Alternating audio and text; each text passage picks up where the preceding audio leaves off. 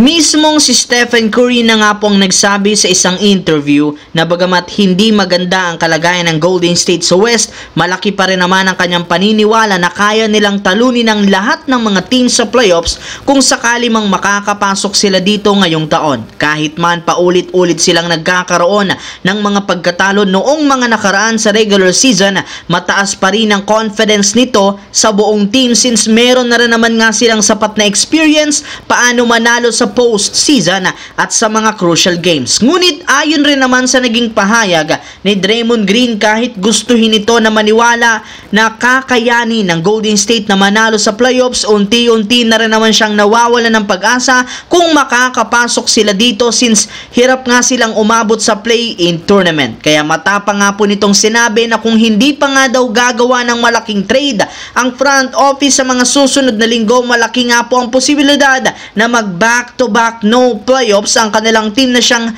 syempre ayaw mangyari ng buong organisasyon. Sa ipinapakitang performance nga po ng lineup, nagmumukha nga na wala silang kakayahang makatungtong sa playoffs kahit man maganda ang kanilang nilaro kontra sa Sacramento Kings. Samantala, sa kabila nga po ng pagkapanalo ng Los Angeles Lakers last game sa Washington Wizards at ang maayos nilang sitwasyon sa West, mismong sina LeBron at Davis nang nagsabi hindi sila kontento sa kasalukuyang lineup. Ayon nga po sa ibinulgar ngayon, malaki ang pagdududa ng dalawa sa kakayahan ng front office na mag-upgrade ng team sa trade deadline. Base nga po kay Shams ng ESPN, 2 piece away na lang naman ang Lakers para maging isang ganap na contender. Iyan rin naman ang pinaniniwalaan ngayon ng dalawang superstar, kaya mapipilitan pa rin talaga si Rob Pelinka gumawa ng pagbabago kahit ano man ang mangyari. At isa sa pinakamalapit na trade na posibleng makuha nila ay sina Colin Sexton ng Walker Kessler. Pareho rin naman nga itong willing i-trade ng Utah dyan sa tamang halaga. Kaya naniniwala ang ilang mga analysts, especially si Kendrick Perkins, na ito ang huling susi na hinihintay ng Lakers para maayos silang makapag-compete sa pagkuha ng kampyonato. Sa kabilang banda, napag-usapan nga po natin na naisa ang Milwaukee Bucks sa mga teams na posibleng sunod na mapaglaruan ni Bradley Beal kapag natuloy ang pag-trade sa kanya ng Phoenix Suns.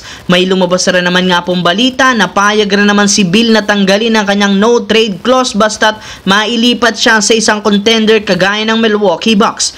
Ngunit ayon sa latest update ng NBA insider na si Chris Haynes, wala rin naman nga pong interes o plano ang Milwaukee Bucks na kunin si Bradley Beal. In fact, hindi man lang sila nag-inquire sa Suns patungkol dito, at isa sa mga sinasabing rason bakit walang pakialam ang Milwaukee sa kanya dahil mismong si Giannis na ang tumanggi sa trade na ito. Alam nga po niya na kung sakali mang makipagnegosasyon ng Milwaukee, madadamay nga dito ang kanyang matagal ng kakampi na si Chris Middleton na ayaw rin naman nga po niyang mawala sa team. Kaya mukha nga back to square one na naman ang Phoenix Suns sa pag-trade nila kay Bradley Beal matapos tumanggi dito ang Milwaukee Bucks.